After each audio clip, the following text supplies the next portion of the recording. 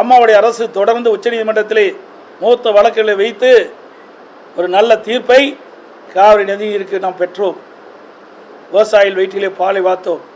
ஆண்டுக்கு 177.25 டிஎம்சி தண்ணீர் கர்நாடக அரசு கர்நாடக அணையிலிருந்து தமிழ்நாட்டுக்கு திறந்து விட வேண்டும் என்ற தீர்ப்பை பெற்ற அரசு அனைத்து இந்திய அண்ணா திராவிட முன்னேற்ற கழக அரசு. இன்றைக்கு அதுக்கு எதிராக குந்தகம் ஏற்படுமோ என்ற அச்சம் இப்பொழுது விவசாயிகளிடத்தில் நிலவிக் கொண்டிருக்கின்றது. அண்மையிலே புதிதாக தேர்ந்தெடுக்கப்பட்ட தமிழக வெற்றி கழகம் அரசாங்கம், டிவிக்கு அரசாங்கம்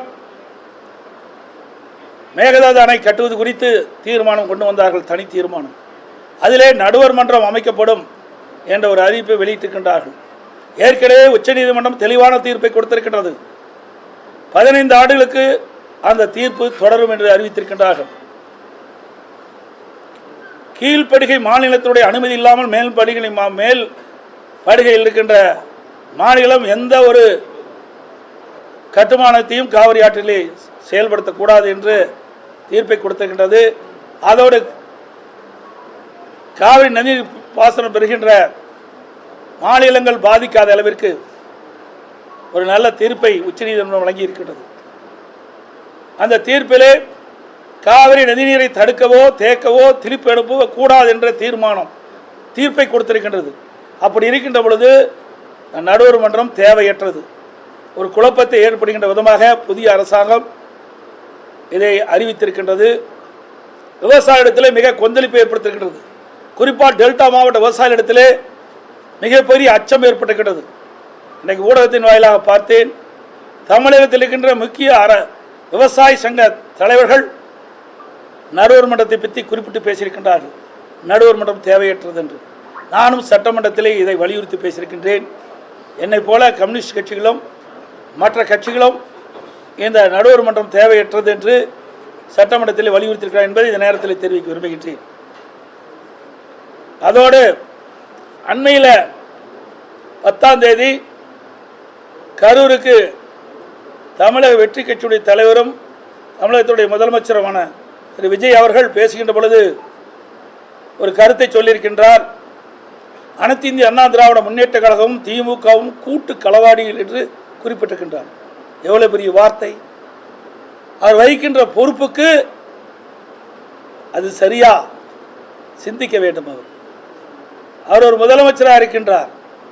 எந்த வார்த்தையை பயன்படுத்த வேண்டும் என்று யோசித்து பயன்படுத்த வேண்டும். அனைத்து இந்திய அண்ணா திராவிட முன்னேற்ற கழகம் கூட்டு களவாளி அல்ல. தமிழக வெற்றி கழக தலைவர் திரு விஜய் அவர்கள்தான் களவாளி. அனைத்து இந்திய அண்ணா திராவிட முன்னேற்ற கழகத்தின் சார்பாக போட்டியிட்டு இரட்டை சின்னத்திலே அவர்கள் போட்டியிட்டு வெற்றி பெற்றவர்களை குதிரை பேரத்தின் மூலமாக ராஜினாமா செய்து வைத்து அந்த ராஜினாமா செய்த உடனே அவர் டிவிகேல சேர்த்திருக்கின்றார்களே, இதுதான் எங்களுடைய சட்டமன்ற உறுப்பினர்களை ராஜினாமா செய்ய வைத்து தமிழக வெற்றி கழகத்தில் இணைத்ததுதான் களவாளிகள். முதலமைச்சர் தான் எங்களுடைய வெற்றி பெற்ற சட்டமன்ற உறுப்பினர்களை ராஜினாமா செய்து கட்சியிலே சேர்த்தவர் அவர்தான் களவாளி. சொல்லுங்க. தூய ஆட்சி நடைபெறுதா? நீங்கள் தான் சொல்லணும். தூய ஆட்சினாரு, வெளிப்படை ஆட்சினாரு. இப்போ யாரெல்லாம் சேர்த்திட்டு இருக்காரு? யார் மேலாம் குற்றம் சொல்லிக்கிட்டு இருந்தாரு? குற்றம் சொல்றவர்களாம் அவருடைய இயக்கத்தில் இணைச்சிக்கிட்டு தான் இருக்காரு. அப்போ எங்கே போய் தூய ஆட்சி, எங்கே வெளிப்படைத்தன்மை இருக்குது? இந்த ஆட்சியில் என்ன செஞ்சாங்க? இந்த 60 நாட்கள் ஓடி போச்சு. இந்த 60 நாட்களில் இந்த ஆட்சியில் செய்த சாதனை என்ன? ஒன்று செஞ்சுருக்கிறாங்க. அதுவும் செஞ்ச மாதிரி தெரியல. சிங்கப்பெண் சிறப்பு அதிரடிப்படையினர்.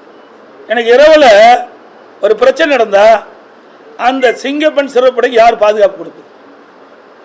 இது ஏற்கனவே அனைத்து இந்திய அண்ணா திராவிட முன்னேற்ற கழக அரசாங்கம் இருக்கின்ற பொழுது, அம்மாவுடைய அரசாங்கம் இருக்கின்ற பொழுது காவலன் செயலி என்ற ஒரு அறிவிப்பை கொடுத்தோம். அதில் ஆப்பில் எல்லா போலீஸ் ஸ்டேஷனுடைய நம்பரும் இருக்கும். அதில் ஏதாவது அந்த பெண்மணி எங்காவது பெண்கள் பாதிக்கப்பட்டால் அருகில் இருக்கின்ற காவல் நிலையத்துக்கு அதை தெரிவித்தா உடனே வந்து காப்பாற்றுவாங்க. ஆனால் இதெல்லாம் ஒரு ஷோ. இதனால் மக்களுக்கு நன்மை கிடைக்குதா என்றால் எனக்கு தெரிஞ்ச வரைக்கும் இன்னும் காலப்போக்கில் தான் தெரியும். அதான் நீ கரூர் பேச்சை பார்த்தீங்களே, கரூர் பேச்சை இன்னும் முதலமைச்சர் அந்தஸ்துக்கே வரல. அவர் நாலாங்க பேச்சாளர் கூட தான் பேசிகிட்டு இருக்காரு. பஞ்சு டைலாக் பேசிகிட்டு இருக்காரு. ஆக்கப்பூர்வமான கருத்துக்களை பேச வேணும். தக்க வைக்கிறது இல்லைங்க, தக்க வைக்கிறதுங்கிறதா தவறானது. ஒரு கட்சியில் வெற்றி பெற்ற பிறகு இதுவரைக்கும் தமிழக வரலாறு இப்படிப்பட்ட நிலைமை இல்லை. இதுதான் முதல்ல நடக்குது. ஏன் இன்னும் சொல்ல போனால் நிறைய ஓப்பனாக பேச முடியாது. இன்றைக்கு அது சொல்லக்கூடாது, அதை நம்ம பிறகு சொல்லலாம். சில விஷயங்களை சொல்ல முடியும், சில விஷயங்களை சொல்ல முடியாது. என்ன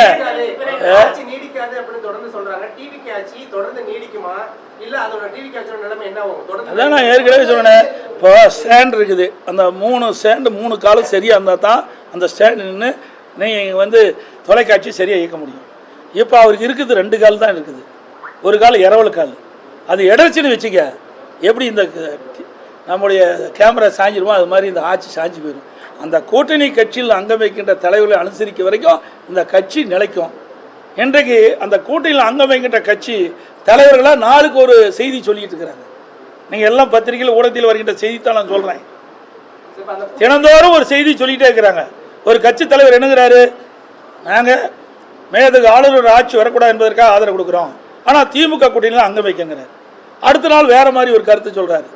இப்படி முரண்பட்ட கருத்து சொல்லுகின்ற கட்சியை நம்பித்தான் ஒரு ஆட்சி செஞ்சிட்டு இருக்காரு. இவர் பெரும்பான்மையோட ஆட்சி இல்லை, அவர் 108 இடத்துல ஜெயிச்சிருக்காரு. மீதியெல்லாம் மற்ற கட்சி வெற்றி பெற்று அதிலிருந்து சட்டமன்ற உறுப்பினர் இரவல் வாங்கி தான் ஒரு ஆட்சி நடத்துறாரு. தேர்தலுக்கு முந்தைய என்ன சொன்னார், திராவிட கட்சியினுடைய சரியில்லை, 2 திராவிட கட்சியும் சரியில்லை. இப்போ ஒரு திராவிட கட்சியில் பல கூட்டணிகள் அங்கம் வச்சு அதில் வெற்றி பெற்று அதில் வந்தவர்கள் தான் அந்த ஆட்சி அமைப்பதற்கு உறுதுணையாக இருக்கிறாங்க. அப்புறம் தேர்தல் ஒரு பேச்சு, தேர்தல் முடிஞ்ச ஒரு பேச்சா, இரட்டை வேணுமா?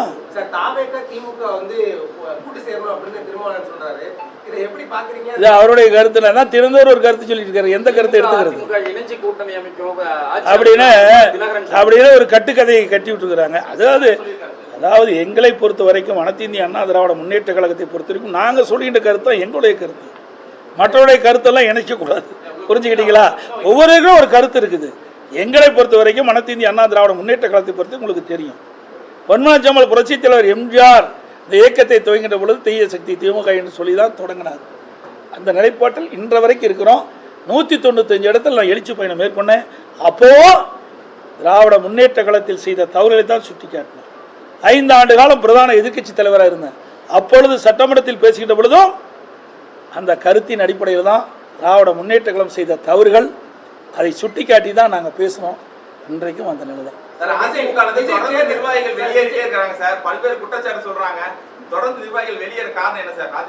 ஏங்க வெளியேறணும் காரணம் வேணா அவையில் தான் கேட்கணும். இதான் இங்கே இருக்கிறாங்க, ஒரு எல்லா எம்எல்ஏ இங்கே இருக்கிறோம், எல்லா கருத்து இருக்குது.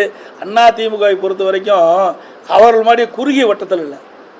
இன்றைக்கு ஏற்கனவே அம்மா இருக்கின்ற பொழுது அமைப்பு நீதியாக 9 பேர் தான் நியமிச்சிருந்தாங்க. இன்றைய கால சூழ்நிலைக்கு தகுந்தவாறு ஒவ்வொரு அமைப்புக்கும் 30லிருந்து 40 பேர் அமைச்சிருக்கிறோம். 30லிருந்து 40 பேர் பொறுப்பாளராக இருக்கிறாங்க. அதில் 1-2 வெளியே இருக்கின்ற பொழுது பத்திரிகையிலையும் ஊடகத்திலையும் நாள்தோறும் வெளியேறான செய்தி வெளியிட்டா நாங்கள் என்ன செய்வது?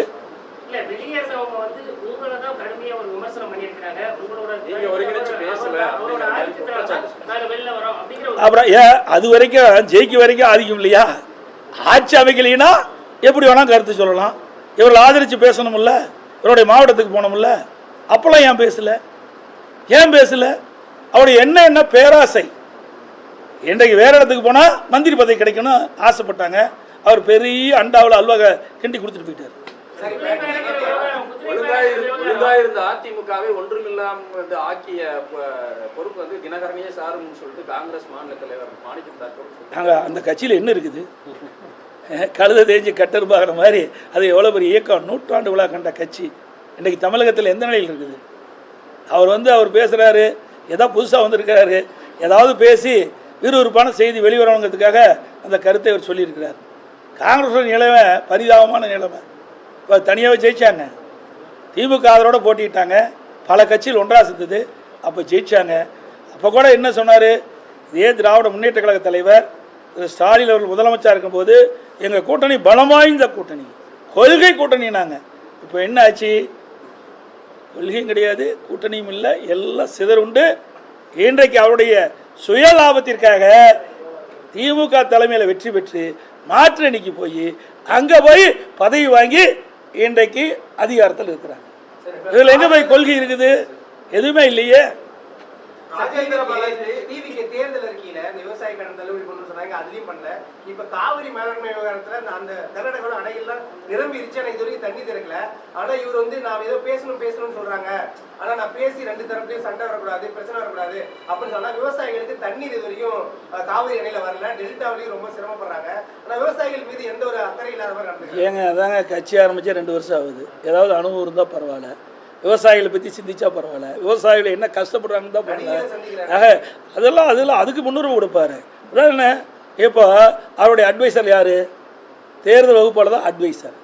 இதுக்கு முந்தி இருந்த திமுக தான் சரி, அண்ணா திமுக தான் சரி, நான் இருக்கும்போது சரி, அட்வைசராக போடுறதா ஒரு அனுபவமிக்க துறை வாரியாக அனுபவம் வாய்ந்த ஒரு துறை செயலாளரை நாங்கள் போடுவோம். அவருடைய அட்வைஸெல்லாம் கேட்போம், அவருடைய ஆலோசனைலாம் கேட்போம், செயல்படுவோம். ஆனால் இவர் ஒரு புதுமை படைச்சிருக்காரு. சினிமாவில் புதுமை படைக்கின்ற மாதிரி ஒரு அரசாங்கத்தில் இவர்களுக்கு யாரெல்லாம் தேர்தல் நேரத்தில் ஆதரவாக இருந்தாங்க, ஆலோசகராக இருந்தாங்க, அவரெல்லாம் இன்றைக்கு அட்வைசராக போட்டிருக்காரு.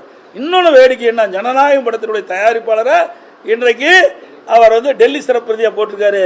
அடுத்து இன்னொரு எடிட்டிங்கராக யாருக்கு ஒருத்தர் போட்டிருக்கான்னு எனக்கு வந்த தகவல். இது பண்ணால் கொஞ்ச நாளில் அவருடைய மேக்கப் மேனுக்கும் அவர் ஏதாவது பதவி கொடுத்துருவார். ஆக எல்லாமே சினிமா ஆக்கிட்டார்.